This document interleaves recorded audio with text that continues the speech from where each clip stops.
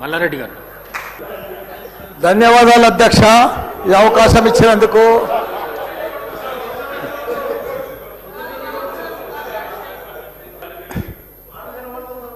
సరే, పెళ్ళికి వచ్చినా రాకున్నా కానీ ఒక అధ్యక్ష చాలా బాధాకరంగా ఉన్నది, చాలా ఇబ్బందికరంగా ఉన్నది. మా ఇన్ఛార్జ్ మంత్రి వల్లనే నాకు.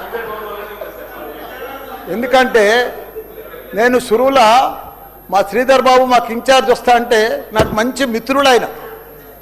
నాకు అప్పుడు ఆయన మంత్రి ఉన్నప్పుడు 2009లో నా కాలేజీలకు హెల్ప్ కూడా చేసిండు ఆయన. కానీ అట్లా వచ్చినందుకు ఇప్పుడు మళ్ళీ మాకు ఇన్ఛార్జ్ మంత్రి అయినందుకు చాలా హ్యాపీగా ఫీల్ అయినా. కాకపోతే ఇప్పుడు ఎంత బాధపడుతున్నా అంటే అంత బాధపడుతున్నా, భరించలేను ఆ బాధను. నా గుండె ఇట్లా బాధతోటి భరించలేకపోతున్నా. ఎందుకంటే జవహర్ నగర్ అనే ప్రాంతము నా గుండెకాయ. అలా ప్రజలకు చెప్పిన, అందరికి చెప్పిన, దాన్ని అంతా కూడా జిహెచ్ఎంసి మొత్తం చెత్త అంతా తెచ్చి కొన్ని ఏళ్ళ సందే అడ్డే వేస్తున్నారు. పర్లే వేస్తున్నారు, అది కాంగ్రెస్ టైంలో సందే వేస్తున్నారు, ఇప్పటిదాకా కూడా వేస్తూనే ఉన్నారు. కంటిన్యూ కాంట్రాక్ట్ ఉంది వేస్తున్నారు. మీ దాంట్లోనే కంటిన్యూషన్ అని చెప్తున్నా. నా జర ఓపిక పట్టాలని దండం పెడతా. ఎందుకంటే ఆ చెత్త వేసినప్పుడు నేను మంత్రి ఉన్నప్పుడు మా కేటీఆర్ గారు 500 కోట్లు ఇచ్చిండు. చెత్తతోటి కరెంటు తయారు చేసే ఉత్పత్తి ప్లాంట్ ఆడ తయారు చేసినాం. దాన్ని అది కాకుండా 144 కోట్లతోటి క్యాపింగ్ పెట్టిన, మొత్తం మట్టి పోసి గడ్డి పెట్టి అది గుట్ట లెక్క తయారు చేసినాం. దానికి తోడు వర్షాకాలంలో అందులో వచ్చిన మురుగునీళ్ళంతా వస్తే ఫిల్టర్ చేసేందుకు 250 కోట్లు ఇచ్చినాం వాటర్ ఎస్టీపీ. అంత బాగా చేసి అందంగా వాసన రాకుండా చేసినాం నా మంత్రి ఉన్నప్పుడు మా కేటీఆర్ సార్. అటువంటిది ఇప్పుడు 2 సంవత్సరాలు 4 నెలల సంది రోగాన బారి పడుతున్నారు. వాటర్ల పొల్యూషను, గాలిల పొల్యూషను, భూమిల పొల్యూషను, మురికి నీరు ఉండలేక 2 లక్షలన్నర ప్రజలు ఉంటున్నాడు. దయచేసి అన్న శ్రీధర్ అన్న, నువ్వంటే నాకు చాలా అభిమానం, నన్ను పగబట్టకన్నా. ఎందుకంటే నా నియోజకవర్గం బంగారం అసుంటి, దేశంలోనే నంబర్ 1 అసుంటి మేడ్చల్ నియోజకవర్గం. దాన్ని తుకుడలు అచలం కుతలం చేసేది దాన్ని. ఇప్పుడు దాన్ని 61 గ్రామాలు ఉంటే, 3 మున్సిపాలిటీ కార్పొరేషన్లు ఉండే, 7 మున్సిపాలిటీ ఉండే, దాన్ని తీసుకుపోయి మొత్తం జిహెచ్ఎంసీ చేసారు. ఇప్పుడు 16 వార్డులు చేసారు దాన్ని. ఒక మోరీలు లేవు, రోడ్లు లేవు, డ్రైనేజీలు లేవు, కరెంట్ స్తంభాలు లేవు, ఏమీ లేదు. ఇంకా మారుమూలు గ్రామాలే ఉన్నాయి, పెంకిటిల్లే ఉన్నాయి. దాన్ని తీసుకుపోయి జిహెచ్ఎంసీలో కలిపారు. హైదరాబాద్ మస్తు డెవలప్ అయింది. కానీ ఆ జిహెచ్ఎంసీలో కలిపినప్పుడు, దాంట్లో కలిపినప్పుడు దయచేసి స్పెషల్ కేటగిరీ కింద జిహెచ్ఎంసీ చెత్తంతా ఆడికే వస్తుంది. దాన్ని ఒకటి క్లీన్ చేసి మీకు దండం పెడతా. ఎందుకంటే అక్కడ నేను ఉండలేకపోతున్నా.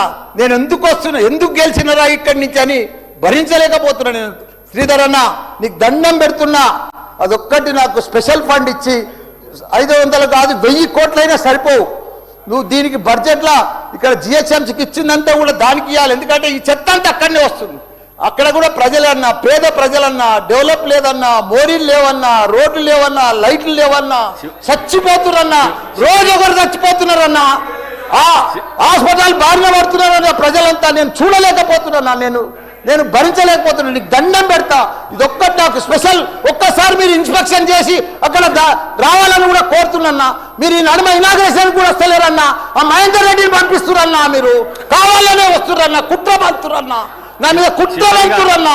ప్లీజ్ దయచేసి అదొకటి మీరు రావాలి. ముఖ్యంగా గౌరవ ముఖ్యమంత్రి గారు కూడా సభలోనే ఉన్నారు అధ్యక్ష. అందుకే వారి దృష్టికి తీసుకొని రావాలన్న ఉద్దేశంతోనే ప్రత్యేకంగా తమని టైం అడిగాను అధ్యక్ష. పెద్దలు కేసీఆర్ గారి నాయకత్వంలో ఆనాడు 10 ఏళ్ల కాలంలో, 9.5 ఏళ్ల కాలంలో 7,000 మంది విద్యార్థులకి వివిధ రూపాల్లో విదేశీ విద్య కోసం అవకాశం ప్రభుత్వం కల్పించింది అధ్యక్ష. అందులో మహాత్మా జ్యోతిబా ఫూలే స్కీమ్ కింద, అట్లాగే డాక్టర్ అంబేద్కర్ ఓవర్సీస్ స్కాలర్షిప్ కింద, మౌలానా అబుల్ కలాం ఆజాద్ వారి పేరు మీద, అట్లాగే వివేకానంద గారి పేరు మీద, స్వామి వివేకానంద గారి పేరు మీద, బ్రాహ్మణుల్లో ఉండే పేదలకు కూడా అవకాశం 7,000 మంది విద్యార్థులకి 20 లక్షల రూపాయల చొప్పున అవకాశం కల్పించింది అధ్యక్ష. అధ్యక్ష, మాకున్న సమాచారం మేరకు సబ్జెక్టు కరెక్షన్ అధ్యక్ష, ముఖ్యమంత్రి గారి దగ్గర సమగ్ర సమాచారం ఉంటుంది. దాదాపు 2025 అక్టోబర్లో విదేశీ విద్యకు సంబంధించి 303 కోట్లు రిలీజ్ చేస్తున్నామని చెప్పారు. కానీ ఇంతవరకు డబ్బులు రిలీజ్ కాలేదు అధ్యక్ష. 2500 మంది విద్యార్థులు ఎదురు చూస్తూ ఉన్నారు. విదేశాల్లో ఉన్న వాళ్ళు ఫస్ట్ సెమిస్టర్ ఫీజు కట్టి సెకండ్ సెమిస్టర్ ఫీజు కట్టలేక మాకు మెసేజ్లు పంపుతూ ఉన్నారు. లండన్లో, జర్మనీలో, ఇతర ప్రాంతాల్లో ఉన్న పిల్లలు, సార్ మీ టైంలో పోయినాము, ఇప్పటివరకు డబ్బులు రావట్లేదు, దయచేసి అసెంబ్లీలో మాట్లాడండి, చెప్పండి అని చెప్పి.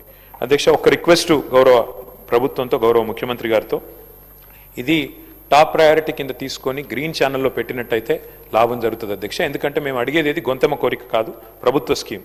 మీరు చెప్పిన మాట అధ్యక్ష, మౌలానా అబుల్ కలాం తాలీమే తోఫా అన్నారు అధ్యక్ష, ఇంతవరకు అది అమలు కాలేదు.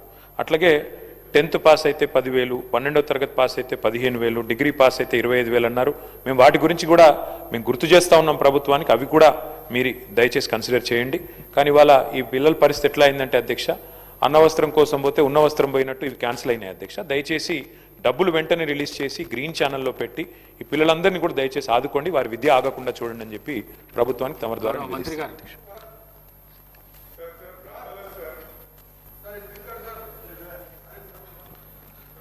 అధ్యక్ష, ఈ అంబేద్కర్ ఓఆర్సీసీ విద్యానిధి మినిస్టర్ గారు 1 minute. ऑनरेबल स्पीकर सर, आपका बहुत बहुत शुक्रिया।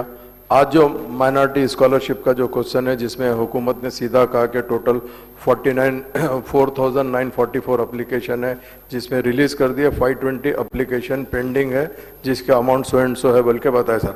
ठीक है सर, बहुत अच्छी बात है, रिलीज कर दिया। तो मेरा आपसे ये सवाल है कि SC, ST, BC को देना जरूरी है सर, उसके साथ साथ माइनॉरिटीज के कितने पेंडिंग है, आप उन लोगों को एक तो रिलीज करना है। और दूसरी चीज सर, अहम बात यह है कि आप ओवरसीज स्कॉलरशिप के लिए आप लोगों को कंसीडर जरूर कर रहे हैं। जो नए एप्लीकेशन आके काफी जमाने से पेंडिंग है सर, आज वो एप्लीकेशन का क्या कर रहे हैं? अभी तक कोई कमेटी एग्जीक्यूट नहीं हुई सर। अगर कमेटी एग्जीक्यूट होंगी तो उसको स्क्रूटनी करके आप उन लोगों को सेलेक्ट कर सकते हैं। आज बच्चे इंतजार कर रहे हैं सर, साल उनके चले जा रहा सर। हमारी आपके जरिए से हुकूमत से, खासतौर से CM साहब बैठे हैं, मेरी पर्सनल रिक्वेस्ट है, इमीडिएट कमेटी डालिए सर। कमेटी डाल के नए एप्लीकेशन को क्लियर करिए ताकि ये बच्चे जाके बाहर तालीम हासिल कर सकते। बहुत बहुत शुक्रिया मिनिस्टर गाరు.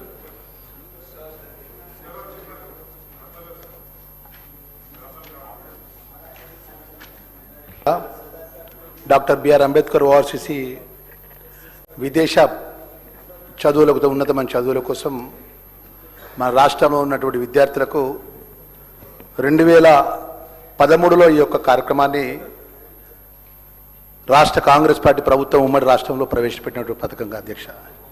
ఇది ఏదైతే ఈ పథకం ద్వారా సుమారు 20 లక్షల రూపాయలు డాక్టర్ అంబేద్కర్ ఓఆర్సీస్ ద్వారా విదేశ విద్య చదువుల కోసం పోతున్న సందర్భంలో పట ఏదైతే గత ప్రభుత్వంలో వారు 2014 నుంచి 18 నుంచి 23 వరకు ఈ విదేశ పర్యటన కోసం చివరి వారి ఉన్నటువంటి వారి ప్రభుత్వంలో